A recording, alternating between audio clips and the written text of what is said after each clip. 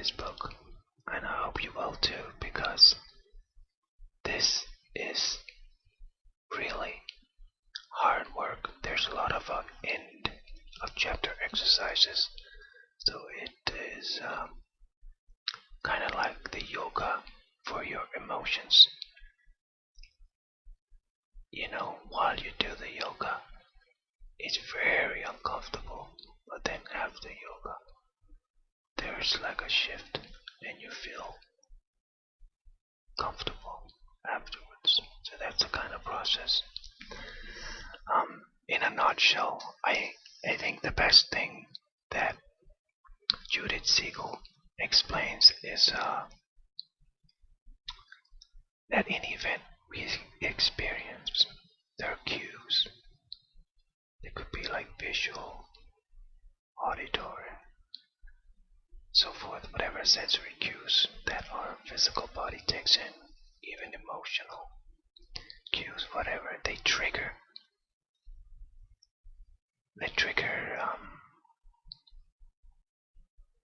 a belief. Actually, I'll take that back. Let's start over and say that whatever sensory input comes in, they are like cues, and they trigger a belief, which is a state of mind. That belief induces an emotional response, and if we allow this emotional response to mature into a feeling, we can interpret the experience. If we do not have patience to allow the emotion to mature into a feeling, so we can allow this wave of the feeling to be as beautiful as it can. We can ride it and surf it and enjoy the ride without reacting on this feeling that is triggered.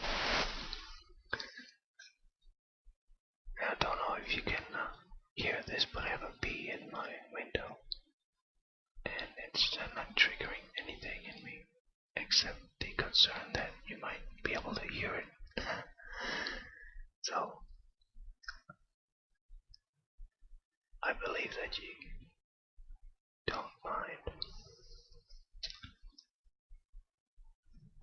Anyway, I want to share just a little bit about the book, and I'm going to read from page 140. So now, for example, I'm very disappointed there's a bee in here making a noise, even though you might not even be able to hear it, and it's only me. So let's see here what I can do, if I can apply this, learning this there is in this book. I'm going to read from page 140. Life is full of disappointments and times when things simply go wrong. People forget to set their alarm clocks, dogs get into garbage, and milk expires. But instead of learning to help each other and work together to solve these problems or find a humorous perspective, some families erupt with tension that is partly created by the need to find fault. So, if I simply just allow the bee to be here and not find fault in it,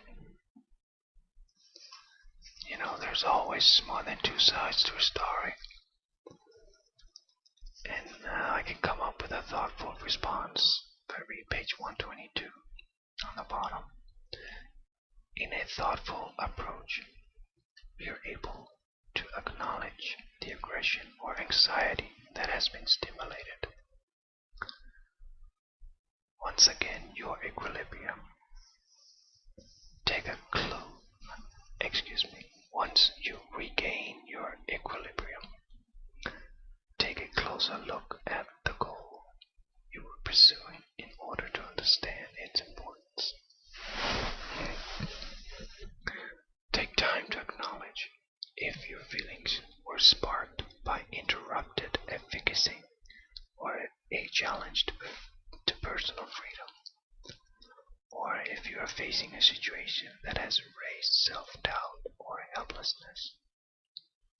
Ask yourself if your perception of the event has been clouded by splitting or entitlement, and whether you are afraid to engage in a potential conflict over control. Only when you are sure that your interpretation of events is truly based in the moment can you judge the course of action that is in your best interest. So, she is really amazing at describing how it works with when you have the trigger.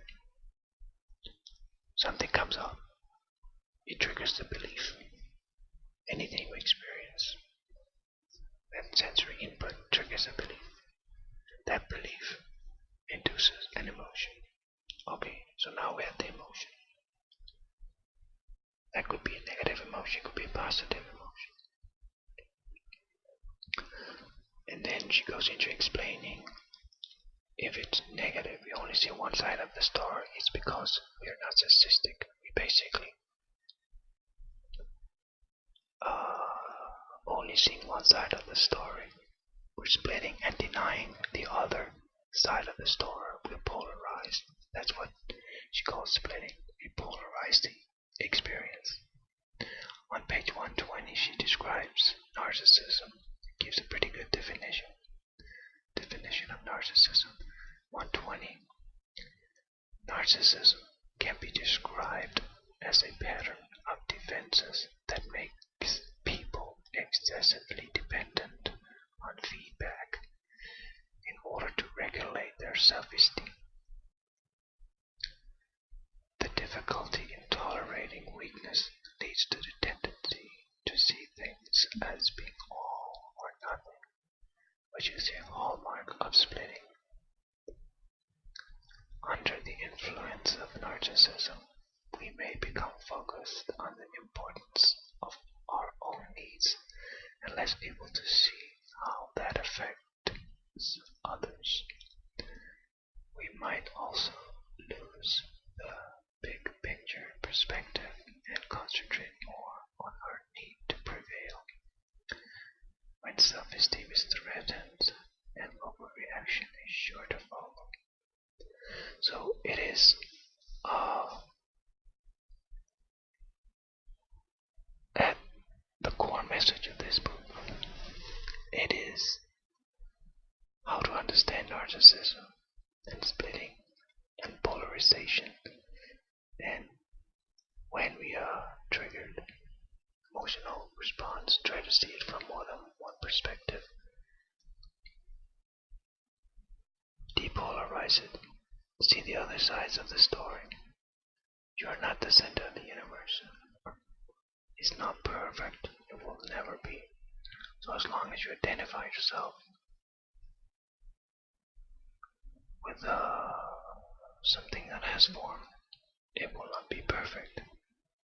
Because just the nature of the world of form. Anyway,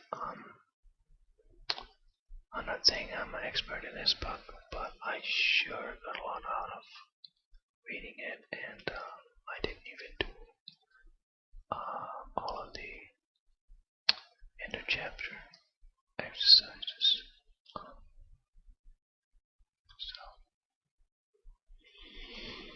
But I can always go back if I run into problems.